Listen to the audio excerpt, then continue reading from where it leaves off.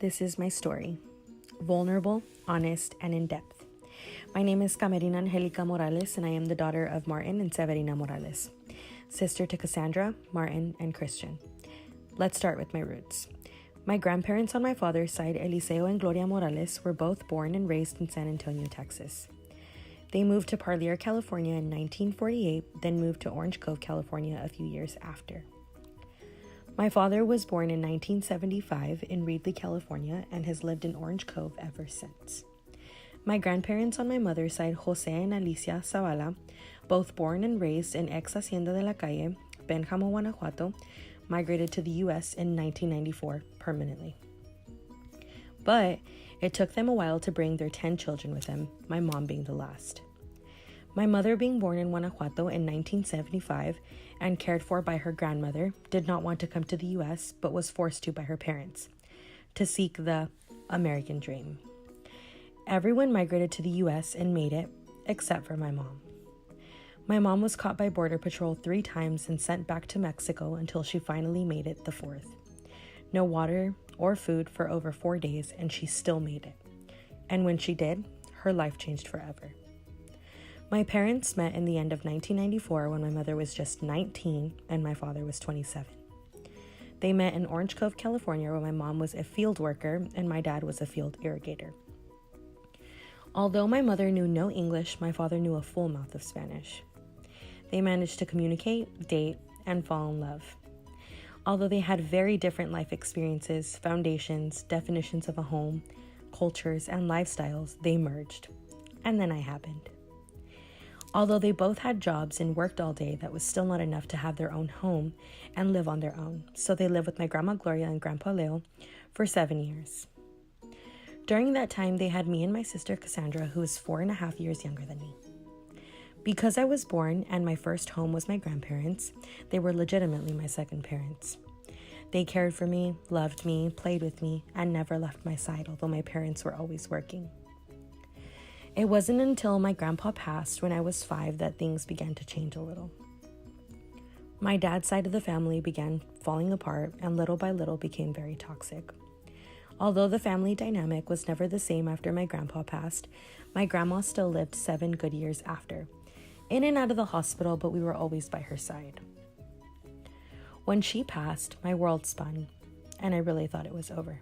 Mind you, my grandma was my best friend. She always bought me elote from the churrero, took me to McDonald's every Sunday for breakfast, carried me and rocked me to sleep in her arms until I no longer fit, and always loved me super, super hard.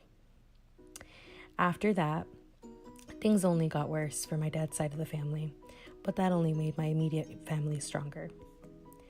During these years, I began preschool, apparently the day after my 3rd birthday because the age requirement was 3, and my parents said I would not stop begging to go to school. Go figure. They said I would carry around a notebook and pencil everywhere, swearing I was doing homework every second of the day. Until I got to elementary, I'm sure, and had to do some real math.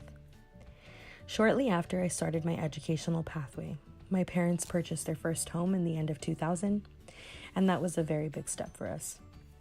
My dad was able to obtain a more stable job. My mom began working as a cook, which she loved, in a local mini market in our town, and life was pretty stable.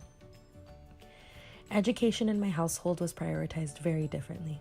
My mom stopped going to school in Mexico when she was in 6th grade because she could not afford the materials needed to continue her education. Instead, she raised animals and sold eggs, milk, and cheese in her pueblo.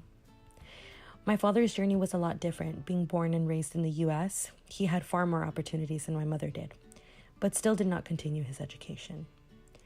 He dropped out his sophomore year of high school to work and earn money, with really no other plans. Because of their backgrounds and the absence of education in my parents' lives, no one in my household ever encouraged it. Our culture has always been very work-oriented, and my parents thought that I would finish high school, if I wanted to, and then begin to work. All they knew was work and anticipated that I would be the same, but evidently I wasn't. Since I was a little girl, I valued school and getting good grades. I didn't really know why. It was important, I just did. I brought home good grades, awards, and excellent report cards. My only negative comment always was the amount of talking I did in class, which I'm still super guilty for. It was in high school when the emphasis of education became more important, and that was thanks to my friend group, but most of all, Upward Bound. I had no idea what this program was or why I should be a part of it.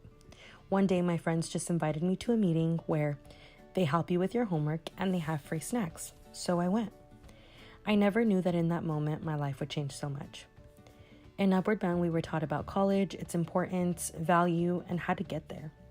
I attended school every summer since my first year of high school for our summer programs and classes, attended all the workshops needed to remain in good standing, went to all of our college trips and information sessions, and that urge to succeed pushed me to further my education.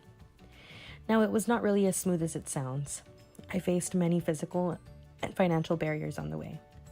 I had to work starting my junior year of high school at McDonald's to pay for all of my senior activities, while juggling school, extracurricular activities, dance, and cheer, but I did it. My senior year, when it came to applications and the process of going to college, I had a lot of support from my counselors, but my parents were not 100% in until I SIR to UC Merced, and they realized that no matter what they said, I was leaving. Because familismo is such a big part of my Mexican culture and even my dad's upbringing, my parents struggled to understand the influence and experiences that I could obtain from attending a 4-year university. They begged me to not leave home, and it took multiple meetings with my counselors and teachers for them to understand why I was doing it.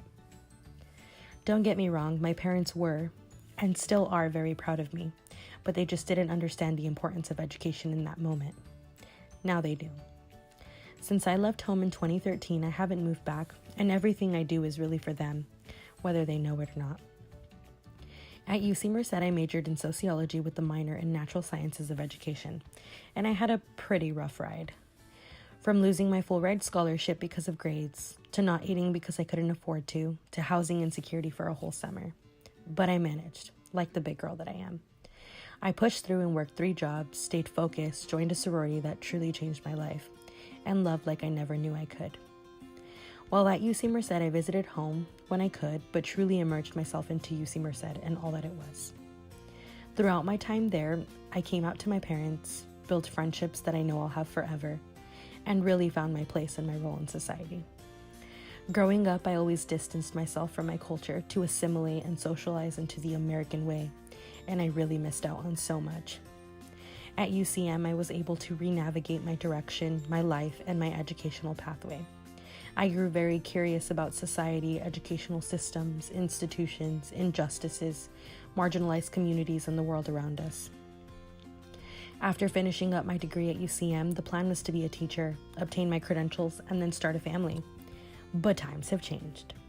My last year at UCM, after working with middle schoolers, elementary students, high schoolers, and even kindergarteners, I felt very disconnected.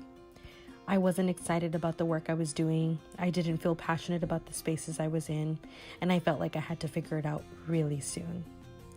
Because of this pressure from home and the people around me, I decided to look into master's programs, and that's when I stumbled upon HEAL.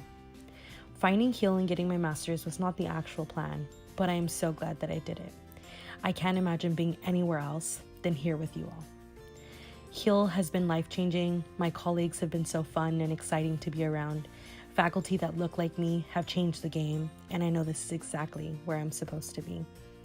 Post-HEAL, I am going to stay connected with my community, my home, but first and foremost, my roots.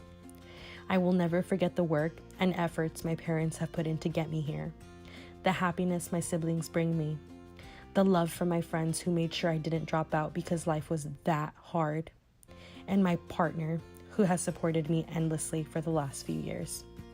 I am doing it for you all, and I can't wait to change the world one small piece at a time. Thank you.